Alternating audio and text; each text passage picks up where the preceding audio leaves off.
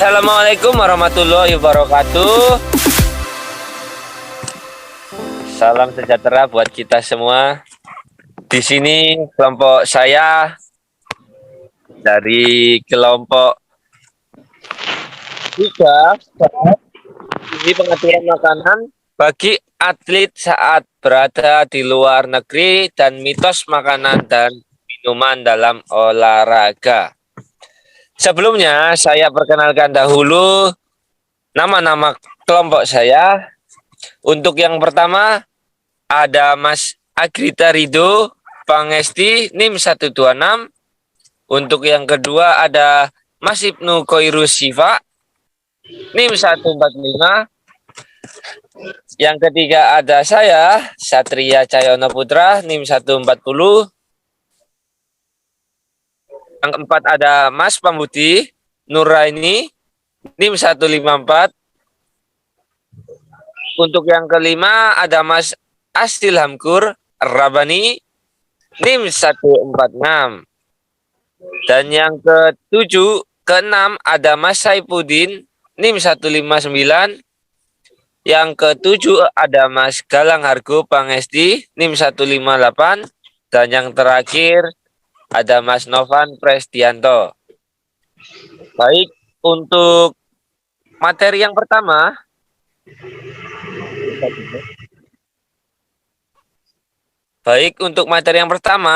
pengaturan makanan atlet di luar negeri akan dipresentasikan oleh teman kami yaitu Mas Asil.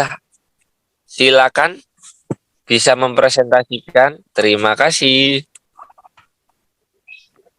Oke, terima kasih untuk Mas Satria. Assalamualaikum warahmatullahi wabarakatuh. Saya akan menjelaskan tentang pengaturan makanan atlet di luar negeri. Secara umum, prinsip pengaturan makan pada hari latihan adalah sebagai berikut. 1. Memperhatikan keseimbangan energi antara yang keluar dan yang masuk. Dan yang kedua, memperhatikan variasi makanan untuk memenuhi seluruh unsur gizi yang diperlukan. Apabila atlet dipersiapkan untuk bertanding di luar kota atau bahkan di luar negeri. Penyajian makan selama hari latihan harus disesuaikan dengan menu dan cita rasa daerah tersebut agar terjadi adaptasi baik pada lidah maupun perut. Dan yang ketiga, memperbaiki kebiasaan makan yang kurang benar dan menghilangkan berbagai mitos yang dipercaya oleh atlet. Pengaturan makanan bagi atlet merupakan faktor yang penting dalam mencapai prestasi optimal. Makanan yang memenuhi syarat gizi seimbang memegang peranan vital bila atlet ingin mendapatkan prestasi maksimal. Next. Di sini saya akan menjelaskan juga tentang pengelompokan pola makanan. Untuk yang pertama itu sebelum pertandingan. Dan yang kedua makanan selama hari tanding. Dan yang ketiga, makanan selama pertandingan berlangsung atau saat. Dan yang keempat, makanan setelah bertanding. Dan yang kelima, pemulihan atau transisi. Terima kasih.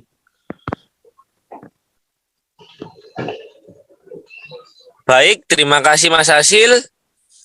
Untuk slide selanjutnya agar dipresentasikan oleh Mas Edo. Monggo Mas Edo dipersilakan. Terima kasih. Baik, sebelumnya Assalamualaikum warahmatullahi wabarakatuh. Di sini saya akan mempresentasikan yang pertama mengenai makanan sebelum pertandingan. Next.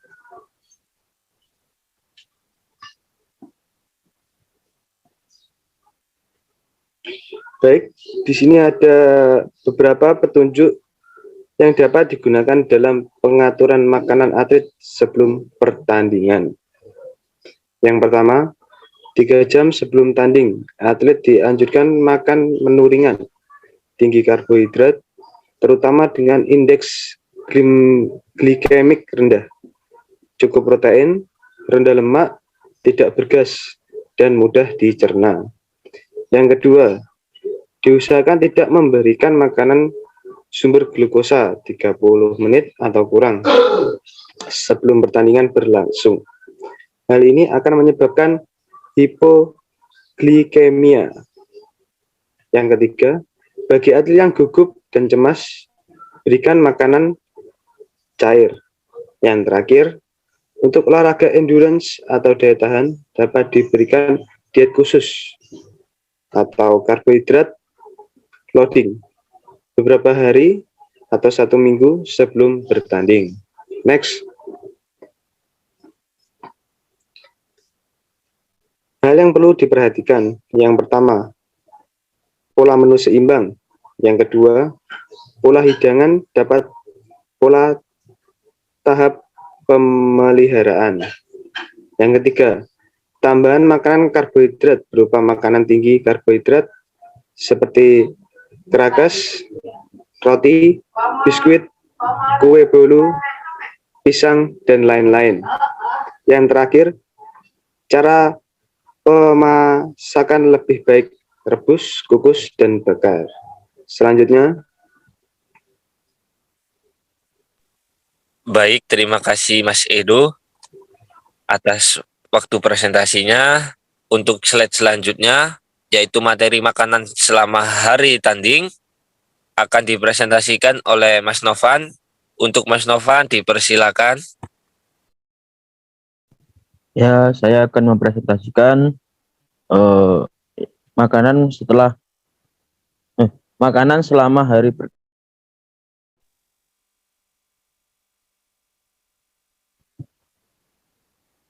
tujuan syarat. Memberi makanan dan cairan yang cukup untuk memenuhi energi dan zat gizi agar cadangan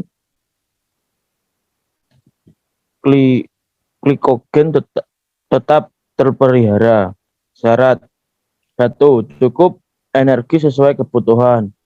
Kedua, protein cukup 10-12%, lemak 15-20, karbohidrat 68-70%. Yang ketiga, banyak vitamin dan mineral. Yang keempat, mudah cerna, tidak bergas dan berserat, tidak merangsang. Yang kelima, cairan gula diberikan dalam konsentrasi rendah. Lanjut, Mas. Hal yang perlu diperhatikan. Yang pertama, pilih makanan tinggi karbohidrat. Yang kedua, hindari terlalu banyak gula seperti sirup, soft drink. 3. Atur waktu makan sesuai jadwal tanding. Yang keempat, perhitungkan waktu cerna makanan. Yang kelima, berikan makanan tambahan berupa cairan pada gizi 2 jam sebelum bertanding.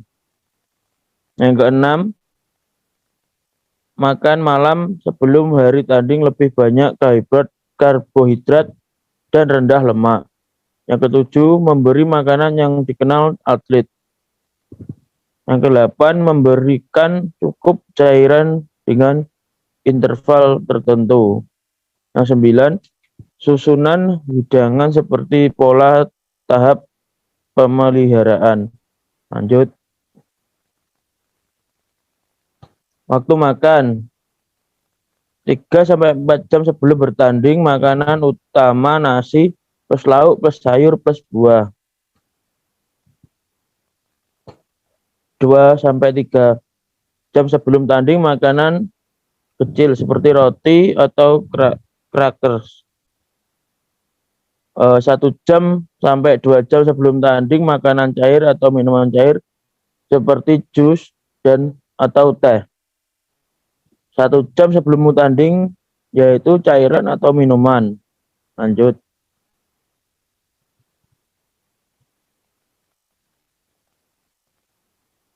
Kebutuhan cairan atlet. 2,3 sampai 4 liter per hari. Sehari sebelum bertanding minumlah ekstra 2 sampai 3 gelas besar. 2 jam sebelum bertanding minum 2 sampai 3 gelas. 5 sampai 15 menit minum air 1 sampai 2 gelas. Pada saat bertanding, istirahat juga dapat minum voli dan bola kaki.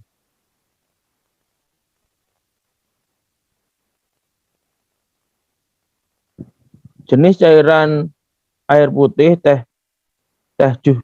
jus buah dapat diberikan dengan sedikit gula 2,5 dan suhu 10 derajat. Minuman diberikan setiap 10 sampai 15 menit. Lanjut.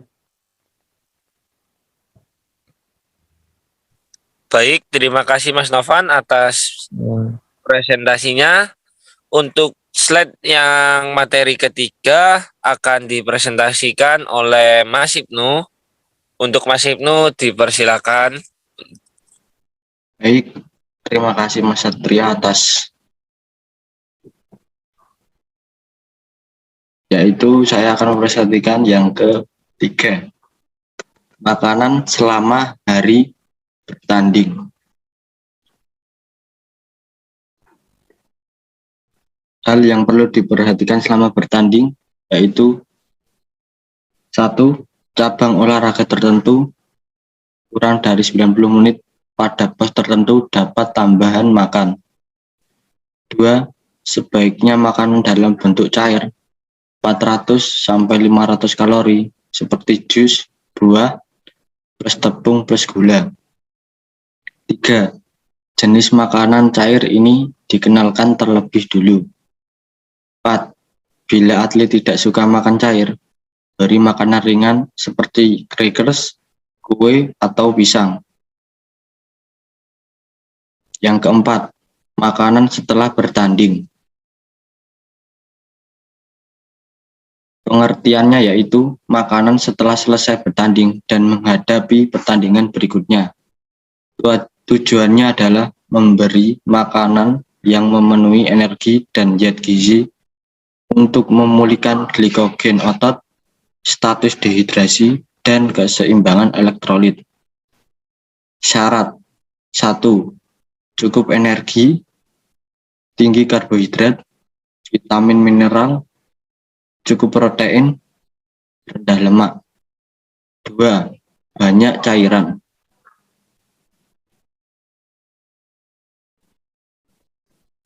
5. Pemulihan transisi. Hal yang perlu diperhatikan adalah 1. Kebutuhan energi harus disesuaikan dengan aktivitas yang dilakukan. 2. Gizi seimbang dan bervariasi.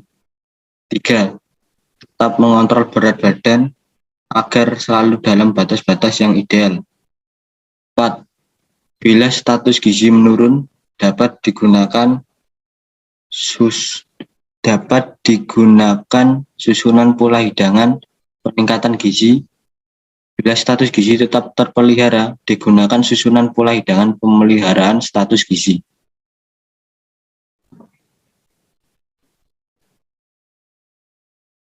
Selanjutnya akan dipresentasikan teman saya. Terima kasih atas presentasinya yang sangat keren sekali. Untuk slide selanjutnya akan dipresentasikan oleh teman kami, yaitu Mas Galang. Bisa melakukan presentasinya mulai dari sekarang.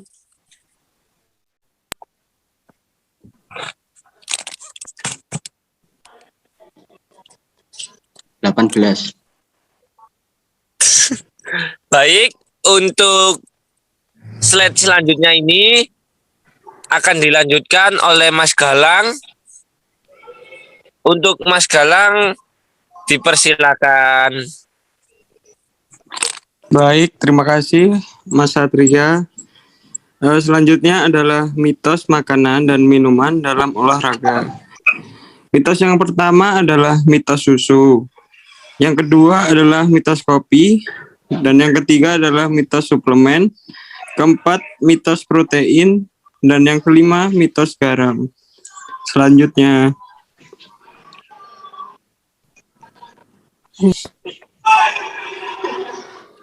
mitos susu. Banyak para atlet, pelatih, dan pembina olahraga percaya bahwa susu adalah penyebab kram perut dan diare. Susu terutama yang rendah lemak atau skim sangat mudah dicerna dan gizinya tinggi. Seorang atlet kalau ia minum susu lalu diare disebabkan karena laktosis intolerance atau tidak tahan laktosa. Hal ini dapat diterangkan sebagai berikut. Seseorang yang sudah lama tidak pernah minum susu, apalagi sejak balita sampai ia dewasa tidak minum susu, maka enzim laktosa yang mencerna laktosa menjadi hilang. Laktose hanya ada dalam susu, tidak ada dalam bahan makanan lain. Karena itu laktosa disebut pula sebagai karbohidrat susu. Apabila sekarang yang bersangkutan minum susu, sedangkan enzim laktosanya sudah hilang, atlet tersebut akan menderita diare. Slide selanjutnya.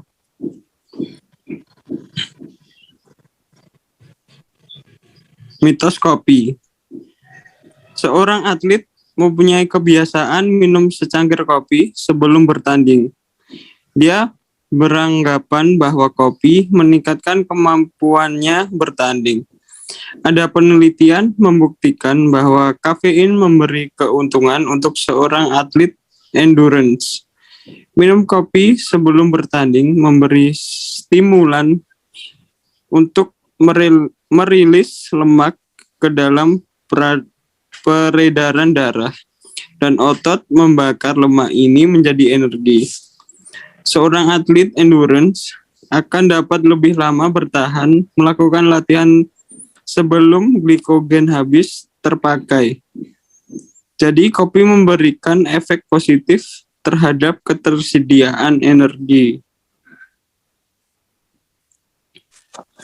Wow, terima kasih Mas Galang. Sama-sama. Sangat presentasinya. Untuk slide yang selanjutnya akan dipresentasikan oleh teman kami yang bernama Mas Pambudi. Siap Mas Pambudi? Siap Mas Satria. Oke, baiklah kalau gitu presentasinya saya persilakan. Terima kasih. Terima kasih atas waktunya Mas Satria. Mitos suplemen. Umumnya atlet yang bisa menggunakan suplemen beranggapan bahwa sedikit sudah baik. Kalau banyak tentu akan lebih baik lagi. Dalam hal ini mereka tidak cukup mengetahui tentang bagaimana vitamin bekerja dan beraksi di dalam tubuh. Vitamin kalau dikonsumsi terlalu banyak dapat menyebabkan toksis. Misalnya vitamin B6 yang dikonsumsi lebih dari 1,1 gram per hari dalam jangka berbulan-bulan dapat berakibat hilang koordinasi otot dan paralysis. Yang terbaik yang Anda harus lakukan adalah meningkatkan perilaku, makan yang sehat, dan jangan mengikuti orang lain dalam berperilaku, makan atau minum suplemen tertentu. Karena sesuatu yang baik buat orang lain belum tentu baik untuk Anda. Jika Anda sudah terbiasa dengan suplemen, bacalah label dengan hati-hati dan pilih suplemen yang terbuat dari bahan alami. Next. Mitos protein. Protein adalah zat gizi yang utama untuk mempertahankan pertumbuhan dan struktur tubuh. Tetapi protein adalah sumber yang miskin untuk penyediaan energi dalam periode yang cepat untuk orang yang aktif fisiknya. Banyak atlet yang makan protein 3 atau 4 lebih banyak dari kebutuhan atlet. Sesungguhnya hanya membutuhkan 50 sampai 80 gram protein per hari. Apa yang akan terjadi bila atlet mengkonsumsi protein terlalu banyak? Di dalam pencernaan sebelum diabsorpsi, protein dipecah menjadi asam amino. Asam amino ini kemudian dibentuk bermacam-macam protein sesuai fungsinya, seperti mempertahankan dan mengganti sel-sel rusak dengan sel-sel baru, pembentukan enzim dan hormon, mempertahankan kekebalan tubuh terhadap penyakit dan lainnya. Jika proteinnya dikonsumsi lebih banyak dari yang dibutuhkan, maka kelebihan protein disimpan dalam bentuk lemak badan. Baik, terima kasih Mas Pambudi. Untuk slide yang terakhir kita akan dipresentasikan oleh teman kita, yaitu Mas Aib. Apa Mas Aib siap untuk mempresentasikannya? Halo Mas Aib. Siap. Oke, baik. Waktu dan tempat saya persilakan. Terima kasih Mas Satria waktunya. Ini saya akan melanjutkan presentasi dari Mas Pambudi. Mitos garam. Natrium adalah mineral yang jumlahnya di dalam tubuh paling banyak bila dibandingkan dengan zat-zat mineral lainnya. Seorang dewasa membutuhkan kurang lebih setengah gram garam dapur per hari. Para pelatih profesional sering menasihatkan untuk meminum tablet NaCl pada sebelum, selama, dan sesudah kompetisi. Atlet yang secara rutin terlatih mengeluarkan natrium dan potasium melalui keringat. Tapi badan sudah mulai terlatih bagaimana mempertahankan garam di dalam badan secara efisien, sehingga yang hilang di dalam keringat hanya sedikit. Yang dibutuhkan oleh atlet yang berkeringat bukan air plus mineral, tapi hanya cukup air saja. Apabila kalau atlet dianjurkan minum tablet garam, akan berbahaya buat kesehatan yang bersangkutan. Selanjutnya, Baik, terima kasih Mas Aib, sangat keren sekali untuk presentasinya. Dari kelompok kami cukup sekian, kurang lebihnya mohon maaf apabila ada kata-kata yang kurang berkenan. Saya ucapkan terima kasih atas presentasinya untuk teman-teman. Kurang lebihnya dari moderator, mohon maaf. Assalamualaikum warahmatullahi wabarakatuh. Waalaikumsalam warahmatullahi wabarakatuh.